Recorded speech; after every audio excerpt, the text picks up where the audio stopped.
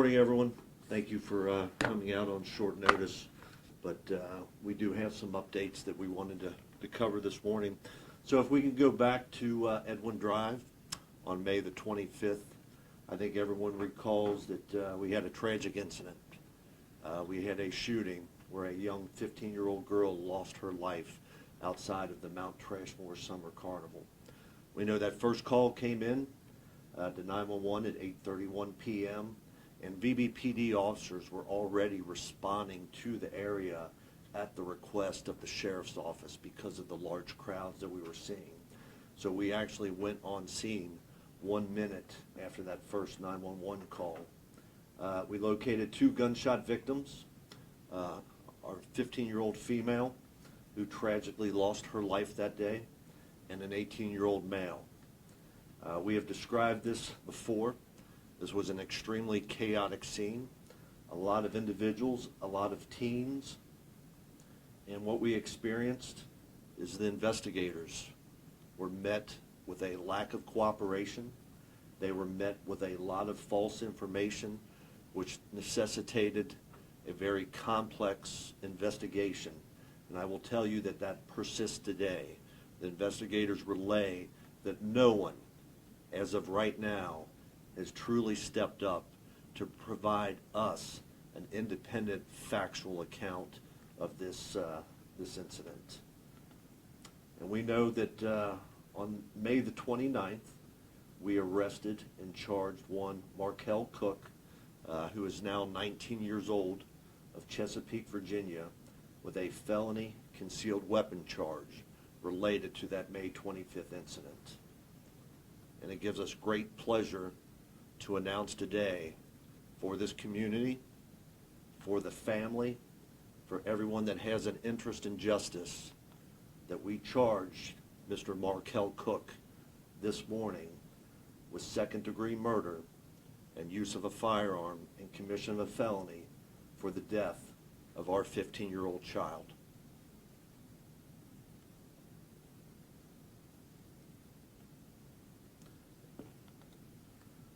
As we talk about Mr. Cook, I think it's important that we look at his criminal history.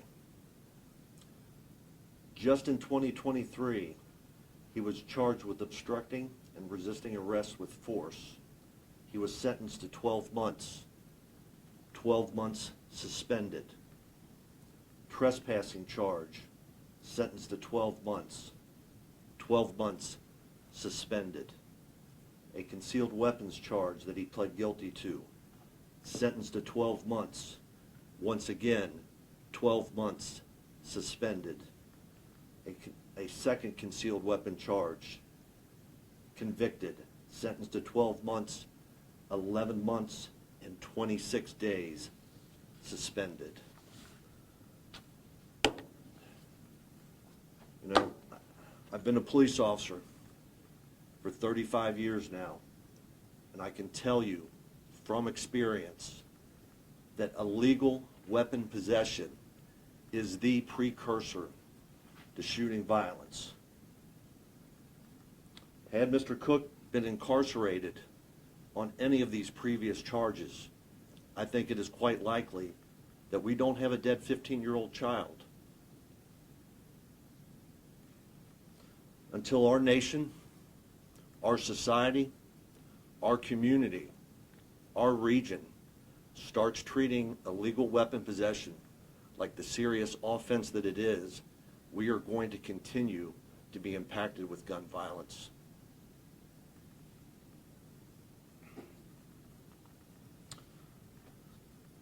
Just like to take an opportunity to thank the Virginia Beach Police Department, the officers that responded that night. And I've seen body cam footage of our officers doing heroic things. And I can tell you, being in the business for as long as I have, no matter how jaded one may get, no matter how many critical incidents, death scenes one may see, no matter how callous you may become in this profession, watching a 15-year-old child perish in front of you while you're unable to provide any measurable life-saving means, that impacts us. it impacts our officers. It is traumatic for the community, and it is traumatic for this department. And our detectives, and I've said it, they were working nonstop, around the clock. Captain Mercer's team has made this the top priority for this department ever since this occurred. And our forensics teams, we forget what they see on a day-to-day basis. They have to come in behind the officers, behind the detectives, and process these traumatic scenes, and we can't forget about them. And of course, our partners at the Office of the Commonwealth Attorney that have been in lockstep with us since day one, helping us to make sure that we get to a point that we establish probable cause for a prosecutable case. The Sheriff's Office, Parks and Recreation, we know that we made some changes around the Trashmore Carnival after this incident. I will tell you that any time that you have large groups of unsupervised youth, sometimes we have problems. And, we saw this here. So we made some changes immediately after this incident with the cooperation of the Sheriff's Office, Parks and Recreation, and Trashmore Carnival has went off without a hitch, without any major incidents, and we're thankful for them stepping up because the carnival it's a Virginia Beach tradition, and we don't want this incident to mar what many people in our community look forward to. So, great news today, and we will open it up for questions. What kind of changes did you make at the carnival? I know that some of the things that they put into place were a limit on the number of unsupervised children. I think there was no previous limit, so if you had one adult and he was accompanying 13 different youth, that was acceptable, and I think they limited it to 4 to try to cut down on the number of youth. I think they implemented a paid structure fee where you used to be able to get into the carnival without paying a fee. I think they implemented a fee, and then on the back end, that money that was paid up front could be used for food or rides or other type of carnival issue. So. And to clarify, Markal Cook, is he the 18-year-old male who was also injured that That is correct. He is the second individual that was shot that night. At that time, he was 18 years old. He is now 19 years old. So that, if you're trying to reconcile that one. So how was he injured? We believe that he was shot in a separate second incident that we wish we could provide you more information about, but we will say that Mr. Cook has not exactly been forthcoming about how he sustained his injuries. So I think that is a very good point, that we are still actively investigating that separate second incident. We are looking to hold everyone in that incident accountable. So if you as the media can relay that information to our community. We said it prior on the 26th, when this happened, there were a lot of people out there that night. There were a lot of people that know what happened. I can't believe that there was not more video of what occurred that night. We will make another plug for our digital evidence portal that is out there. It is still actively open and taking information.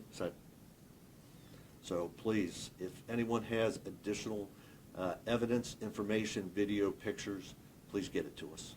So theoretically, there was a second shooter at the carnival that night? We know that Mr. Cook was shot, and that was part of a second incident. How he sustained his injuries is still open to a lot of speculation.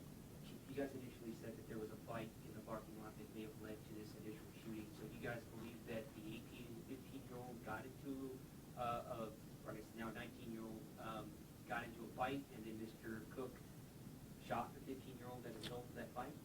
What we believe is that the original fight that we mentioned was not the precipitating incident, that the second incident where Mr. Cook fired into a crowd, killing our 15-year-old, was a completely separate incident from what occurred that night. the facts and circumstances, we don't want to go into too much because we are going to rely on and leave that to our partners at the Commonwealth's attorney to present that case and make sure that we present it in a fashion that hopefully we will prove beyond a reasonable doubt that Mr. Cook is indeed responsible for her injuries, and we will get the accountability for her and her family that they deserve. Did you say whether they knew each other or she was an intended target? I have no information that they knew each other. Was he shot before he shot into the crowd, or did that happen afterwards? I think our working theory is that he was shot after she was killed. Do you know how much time there was between? I do not. The video that shows her getting shot, was that submitted through the online portal? I don't know that I said that there was video of her getting shot. I know we have video of a number of different things, and any video that we do have will come out at trial. Was it what you have so far, was it submitted through the online portal? I'm not exactly sure what the detectives have looked at versus what they may have uncovered during their canvass versus what was submitted.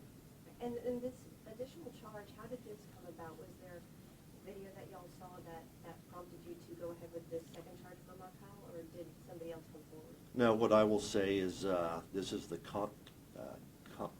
culmination of a lot of legwork by our detectives over the last several weeks of compiling a lot of video evidence, any and all facts and statements that they could.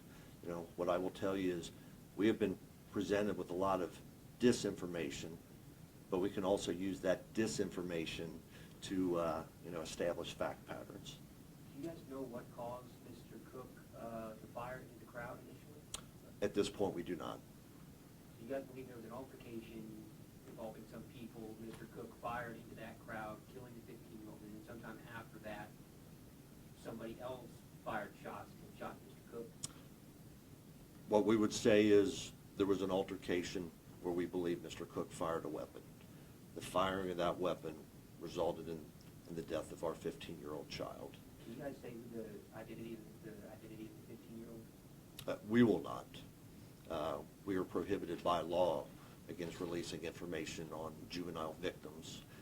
If the family has released that and put that information out there, but as a law enforcement agency, we are prohibited. One of the things you talked about, Mr. Cook's previous criminal history and all of the time that he was charged with a crime, convicted, and sentenced not just any actual jail time. I guess, do you have anything to say to the judges in those cases who are handing down those sentences? What I would say is, this is more than maybe one regional issue, because I don't think it just impacts us.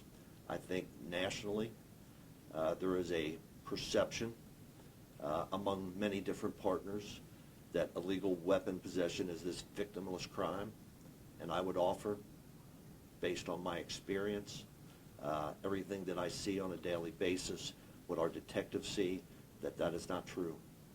That the possession of illegal weapons is that precursor to shooting violence. And until we acknowledge that, and collectively all parts of the criminal justice system decide to treat it with the priority that it is, then we continue to have bad things like this happen. Have you had this kind of conversation with prosecutors and judges? I think it goes beyond individual prosecutors and judges. I think it is a prevailing thought process amongst the community, society, our criminal justice system. I can tell you that from a police department perspective, we don't subscribe to that theory, that accountability should come with illegally carrying firearms. But this is the world that we find ourselves in. So, Was the murder charge a result of analysis done on the gun and the bullet, proving that the yeah, bullet we're not going to get into specifics of the evidence. I think that is what we will allow the Commonwealth attorney to prove that case for us with all the information and the great work that our detectives have provided. So, Moving forward, are you looking for one suspect or multiple suspects? I would say that for the second incident, we don't know. We have a lot of speculation. We have working theories. What I will tell you is we will hold each and every individual that maybe played a role in that accountable. So, Captain, anything I missed? No, sir. Just in the same vein as Chief Neudigate has offered, for that second shooting where Mr. Cook is the recipient of that gunshot wound, we want to investigate that just as much as we do for the homicide that he is accountable for. So we're begging anyone that has information to come forward, please contact us directly. And if you need anonymity, you can go through Crime Solvers. We're open to receiving it, and we want to do justice for him as well as for the decedent in this case. Thank you. All right, folks, I think that's it. Thank you very much. Thank you.